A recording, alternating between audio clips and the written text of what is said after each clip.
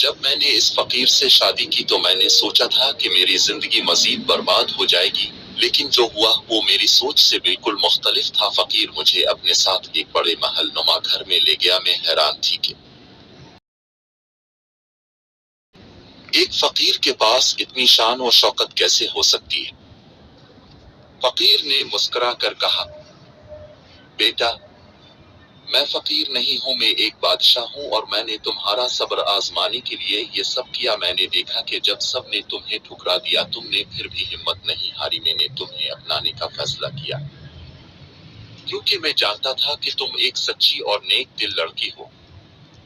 یہ سن کر میں حیرت میں پڑ گئی۔ وہ فقیر در حقیقت ایک بادشاہ تھا جو اپنی سلطنت کے سب سے نیک اور صابر شخص کے لیے ملکہ تلاش کر رہا تھا۔ اس نے مجھے عزت دی، محبت دی، اور وہ سب کچھ جو میں نے کھو دیا تھا وہ مجھے واپس ملا۔ نتیجہ، یہ کہانی ہمیں سکھاتی ہے کہ زندگی میں مشکلات آتی ہیں، لیکن اگر ہم صبر کریں اور اپنی نیکی پر قائم رہیں تو قسمت ہمیں وہ سب کچھ دے سکتی ہے جس کا ہم نے کبھی خواب بھی نہیں دیکھا ہوتا۔ ہر آزمائش کے بعد ایک نئی روشنی ہوتی ہے، اور جو لوگ صبر کرتے ہیں وہی کامیاب ہوتے ہیں۔ یہ کہانی تصویر میں دیے گئے الفاظ کا مکمل تسلسل ہے۔